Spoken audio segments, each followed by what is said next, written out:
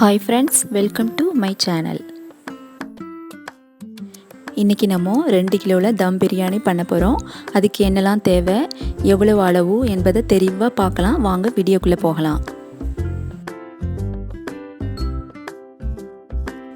First 2 kilo biryani செய்வதற்கு 2 kilo கறி எடுத்துர்க்கேன். அதை நல்லா க்ளீன் பண்ணிட்டு அதில் 2 ஸ்பூன் வத்தத்தூள், இந்த கறிக்கு தேவையான அளவு உப்பு,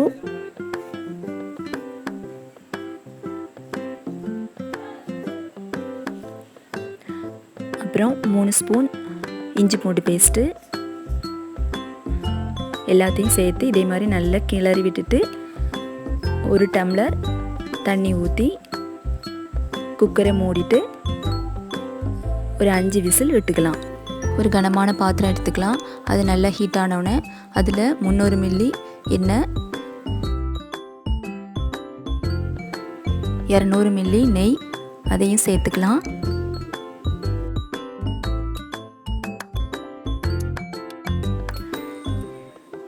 ஹீட் ஆனவுடனே அதில் 10 ஏலக்காய், 10 கிராம்பு, 5 பட்டை அதையும் சேர்த்துக்கலாம்.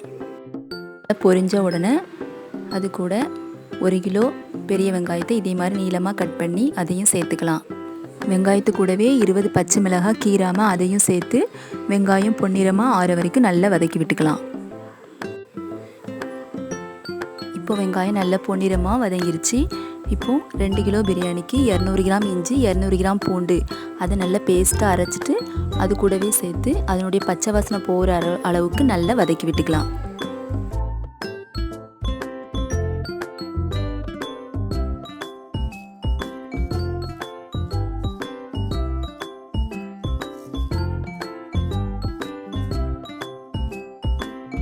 இஞ்சி பூண்டு பேஸ்ட்டு நல்லா வதங்கிருச்சு. இப்போது 800 கிராம் தக்காளி ஆட் பண்ணிக்கலாம். அதோட 1/2 கைப்பிடி புதினா, 1 கைப்பிடி மல்லி இலை அதையும் சேர்த்து தக்காளி நல்லா மசிகிற அளவுக்கு நல்லா வதக்கி விட்டுக்கலாம்.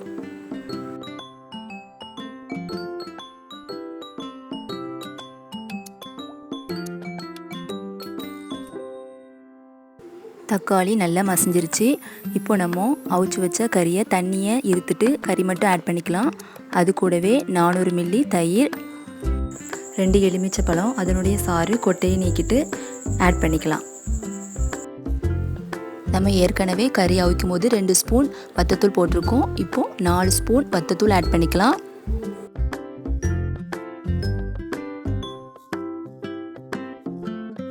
ரெண்டு ஸ்பூன் பிரியாணி மசாலா அதையும் ஆட் பண்ணிக்கலாம். தேவையான அளவு உப்பு எல்லாத்தையும் சேர்த்து நல்லா கிண்டி விட்டுக்கலாம்.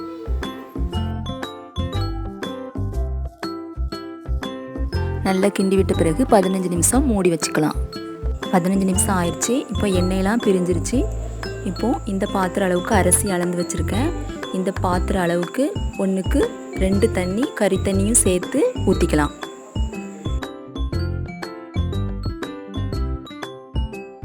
தண்ணியை நல்லா கொதிக்க விட்டுக்கலாம். தண்ணி நல்லா கொதிச்சிருச்சு. இப்போ நம்ம அரிசி ஆட் பண்ணிக்கலாம். அரிசியை அரை மணி நேரத்துக்கு முன்னாடியே ஊற வச்சு எடுத்து வச்சுருக்கேன். அதையும் நல்ல தண்ணி வடிகட்டி அதை சேர்த்துக்கலாம். அரிசி ஆட் பண்ணி நல்லா கிண்டி விட்டுட்டு உப்பு காரம் எல்லாம் செக் பண்ணிவிட்டு மூடி வச்சுக்கலாம். இப்போ தண்ணி நல்லா வற்றி பபுள்ஸ் வர ஆரம்பிச்சிட்டு இந்த ஸ்டேஜில் 25 மில்லி நெய் ஆட் பண்ணிக்கலாம். நெய் சேர்த்துட்டு நல்லா கிண்டி விட்டுக்கலாம்.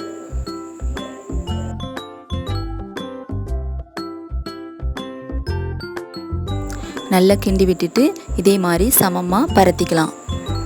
சமமாக பரத்தியாச்சு. இப்போது மூடி போட்டு தீயெல்லாம் பிரிச்சுட்டு அரை மணி நேரம் தம் போட்டுடலாம். அரை மணி நேரம் ஆயிடுச்சு. இப்போ ஓப்பன் பண்ணி பார்க்கலாம். சூப்பராக தம் பிரியாணி ரெடி ஆயிடுச்சு.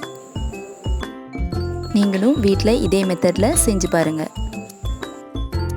இந்த ரெசிபி உங்களுக்கு பிடிச்சிருந்தா லைக் பண்ணுங்கள், ஷேர் பண்ணுங்கள், சப்ஸ்கிரைப் பண்ணுங்கள்.